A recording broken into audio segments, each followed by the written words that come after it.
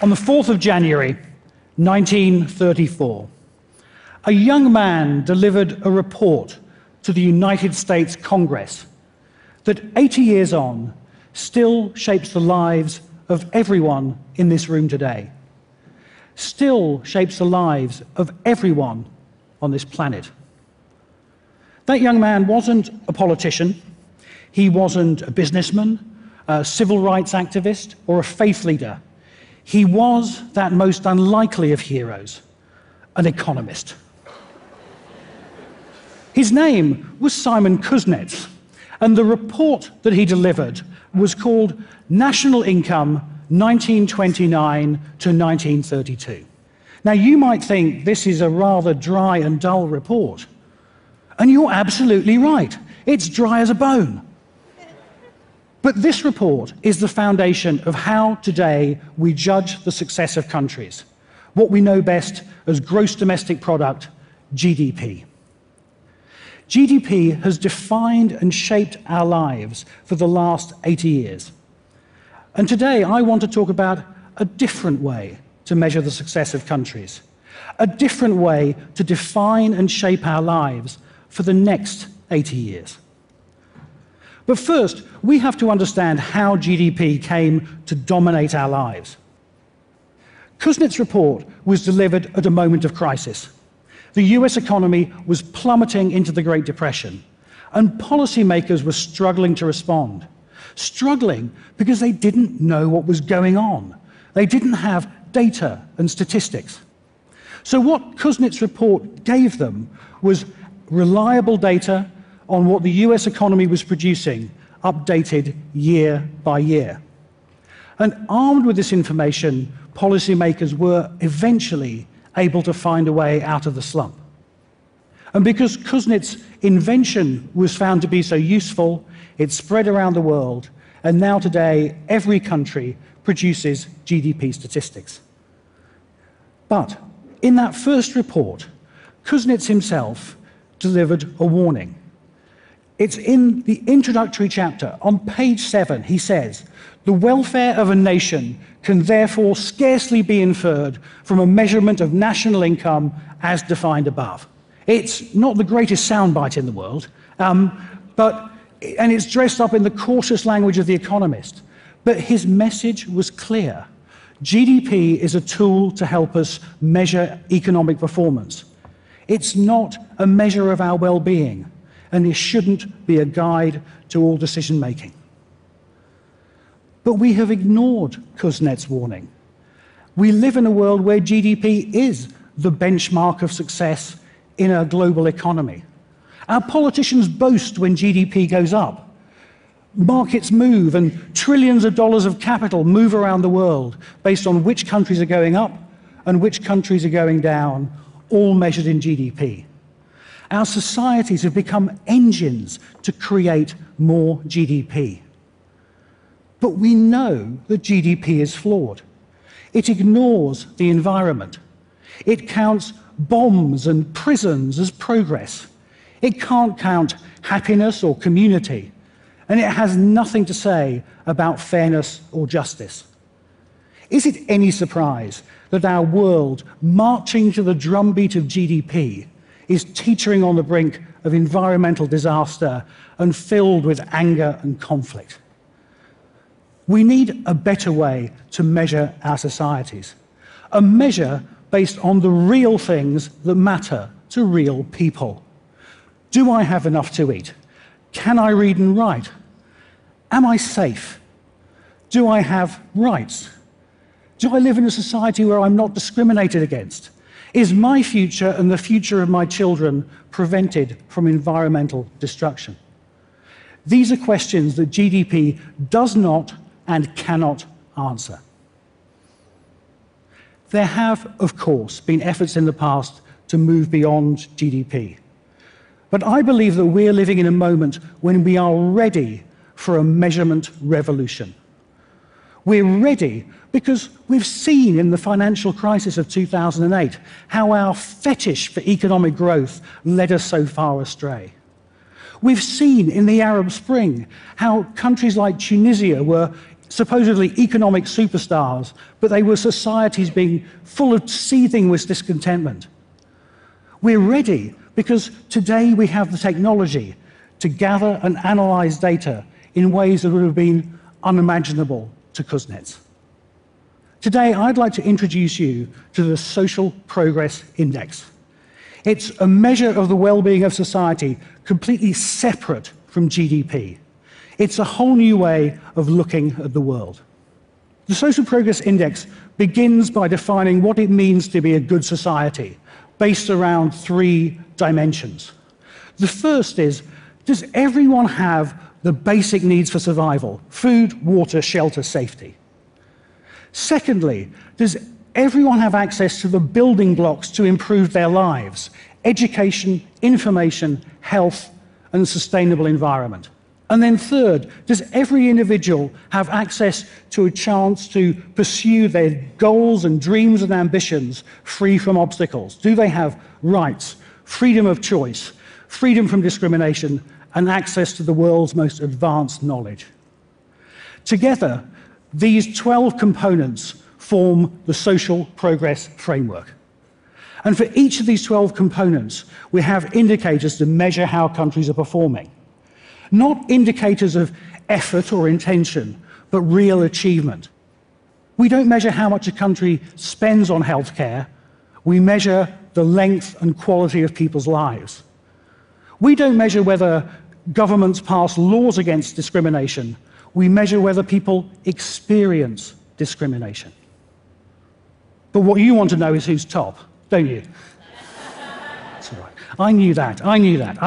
Okay, I'm going to show you. I'm going to show you on this chart. So here we are. So what I've done here is put on the vertical axis social progress. Higher is better. And then, just for comparison, just for fun, on the horizontal axis is GDP per capita. Yeah? Further to the right is more. Okay, so the country in the world with the highest social progress, the #1 country on social progress is New Zealand. Well done. Never been, must go. The country with the least social progress, I'm sorry to say, is Chad. I've never been, maybe next year. Or maybe the year after. Now, I know what you're thinking. You're thinking, aha, but New Zealand has a higher GDP than Chad. It's a good point, well made. But let me show you 2 other countries. Here's the United States, considerably richer than New Zealand, but with a lower level of social progress. And then here's Senegal. It's got a higher level of social progress than Chad at the same level of GDP. So what's going on? Well, look, let me bring in the rest of the countries of the world, the 132 we've been able to measure, each one represented by a dot. There we go, lots of dots. Now, obviously, I can't do all of them, so a few highlights for you. The highest ranked G7 country is Canada. My country, the United Kingdom, is sort of middling, sort of dull, but who cares? At least we beat the French.